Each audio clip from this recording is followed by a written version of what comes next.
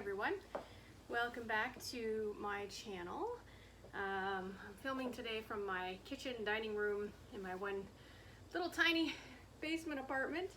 Yeah, I wanted to show a couple things today. So I've got three sets of finished objects. The first one is what I'm wearing. This is the Blue Shores knitted top from Garden Studio.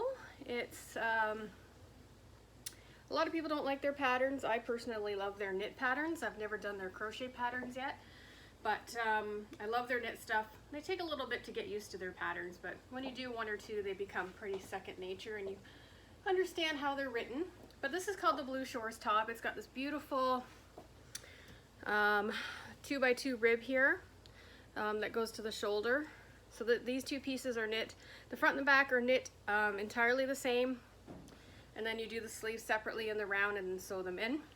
I don't like that. I like where you pick up and you just knit the sleeves right down, no sewing, or you knit the sleeves flat and then sew them in.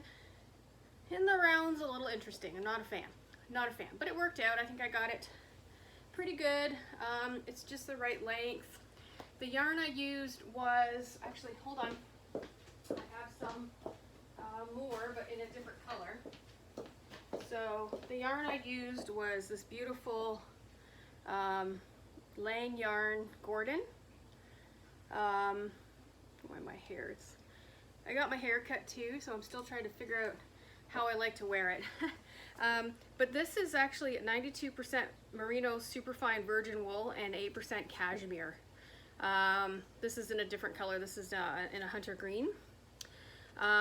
It's a DK weight yarn. I say it is anyway. It's got like a little bit of a ripple to it. It's got some tweed to it. It's so pretty. It's so soft. This is a 50-gram ball and it has 200. Oh, where is it now? I just had it. Anyway, it's got a lot of yardage. It's 200 and something yards. Sorry, 190 meters, so about 200 yards. 50-gram ball. So I only needed 5 of these to do the sweater. From a local yarn store standpoint, $20 seems like a lot of money for one ball, but you're getting double the yardage of what a typical 50-gram ball of yarn would cost. Typically, they're about $10 a ball at a local yarn store. This was 20. Do the math. 5 times 20, 10 times 10. I mean, 10 times, you know, $10. You've got the same amount of money, so it's the same thing. It seems like a lot of an investment, but $100 for a hand knit sweater is not too bad considering what it's made out of. So it's very light. You know, it's a total of 250 grams. It's very warm. I'm very hot right now, but that's okay for our Canadian weather right now. And what I love about it is so light, but with it being light, it is so delicate. This stuff, if you pull it too hard, it will break. Let's see if I can show you. It takes nothing to break it.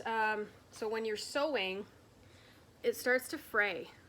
So when you're pulling, you got to be careful. And what happened is when I was sewing up the sleeve here at the bottom, it broke. So the end that I was supposed to tie in broke right where I was supposed to tie it in. So I had no end. So what I had to do is I had to kind of do some fancy fixing around the sleeve to hopefully get it to stay in. But beautiful yarn. I don't regret buying it. In fact, if I can get some more, I probably will, because it's that beautiful.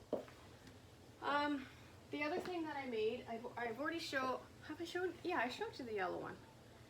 Yeah, I wore the yellow one. But this one here is another one of those pop over tops that from the Crochet World magazine. So this one's finished. This one is actually, even though I did the gauge, this one's too small. And I think that's because, sorry, I think that is because the yarn. So the yarn that I chose, this is a different color, but the yarn that I chose was this remix from Barocco. It's a mix of nylon, cotton, acrylic, silk, and linen. Well, as you know, silk and linen don't stretch. So this is literally, it's got no ease to it. So it's like skin tight. So my sister's probably gonna get this one, and I will make another one out of this color, but I think what I'll do is I'll go up a hook size and I'll get one more ball of this. And this is actually, I got this from Aberdeen's and I had it shipped to me. So this was 3 balls. I'll try that with 3, but I'll get 1 ball just in case. But yeah, it's pretty top. I like the way it turns out. It's just front post, back post. It's very easy. So if you have that magazine, I say try it because it's 2 rectangles and that's it. And all you do is single crochet around the edges and do a reverse single crochet. It's like the easiest thing in the world. You can do it. Okay. And the last thing I've got is, so I'm watching all of these Rose Likes Crochet videos, and you know, I did donate a whole bunch of shawls that everyone's aware of. And I wanted to donate this month, but I wasn't sure what to donate.